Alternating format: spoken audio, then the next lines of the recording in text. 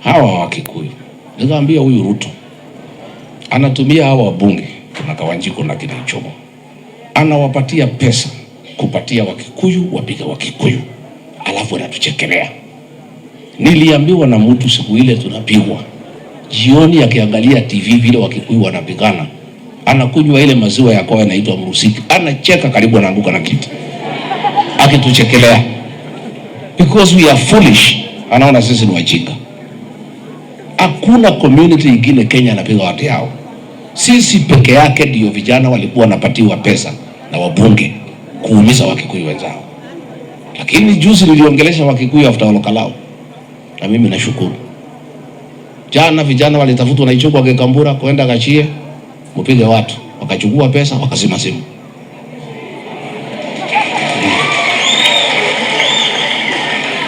Wengine wakatafutwa na Machukuru Gekoni wakachukua pesa wakazima simu. Vijana hapa Gachie Kawanjiko wakatuma kila mtu 3,000 wakachukua wakazima simu. And that is the way. And I really nataka niambie vijana wetu wa jamii yetu, umetutia heshima. What you have done, kukataa kupewa pesa ya Ruto na waheshimiwa kwenda kuumiza Wakikuyu wenzenu, tumeshukuru sana. Mimi nilikuwa naona aibu nikienda mikutano tunapigwa na Wakikuyu. Sasa mimi nikiambia Wakikuyu wanilinde, wanapigana, Ruto ndio wanacheka. Sasa ingine mimi nilikuwa napigwa na toroka ndio watu wetu wasipigane. Lakini baada ya Olokalao tukasema shaigana ni shaigana. It will not happen again. Hata leo kama wangekuja wangegojewa. Hatutaki tufike hapo. Hata vijana walitumwa hata si ya jamii yetu 40 hapa Gachie kutoka Riveroli. Wamesukumwa mpaka Rwaka. And that is the way they'll go. Niseme mambo mawili matatu, niongee kidogo ya nyumbani ndio tutoe pesa. Hao waheshimiwa, nataka niombe msamaha washirika mko nje, waheshimiwa wangu wamekalia viti. Lakini kwa sababu hao wako na pesa, mkikubali tunaweza badilishana, watoke nje, nyinyi mkae mtoe pesa na hao wakae nje. Kwa hivyo wale mmeketi viti ya members, bei iko Karicho. Yes.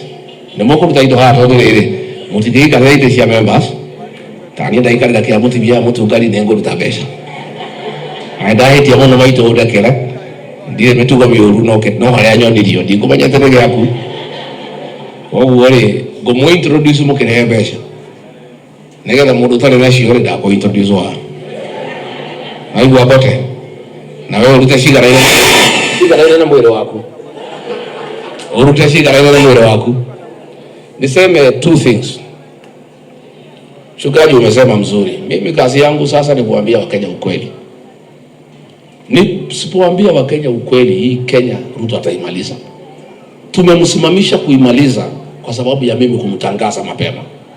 Nikinyamaza wiki 3, hii nchi atamaliza. Na sasa uzuri, wananchi ndio wananipatia maneno.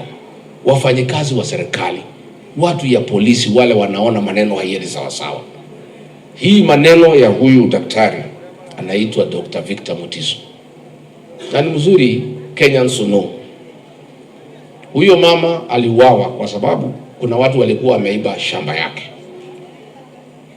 Walitaka kuuza 1.5 billion. Wakaona ndio wauze lazima auawe. That was the motive. Kwa sababu huwezi ua mtu bila sababu. Hapo Kikuyu police station is a scene of crime.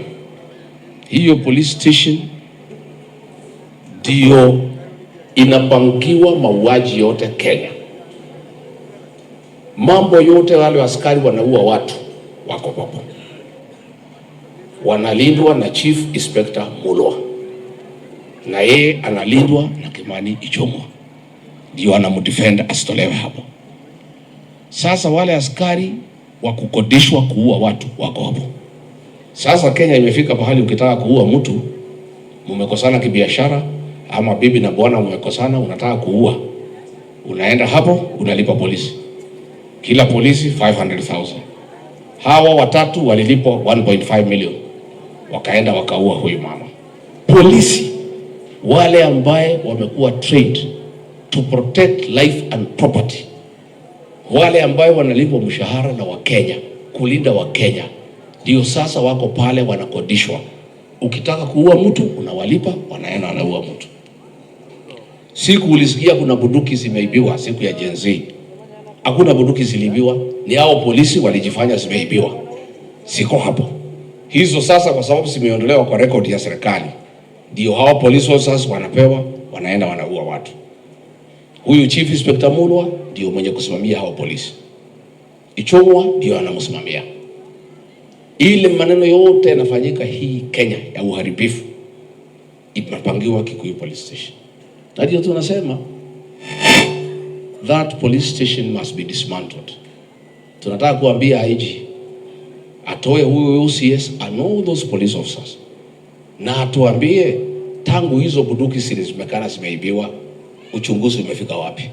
Kwa sababu bunduki ya askari kiibiwa, within 1 year we should have a report.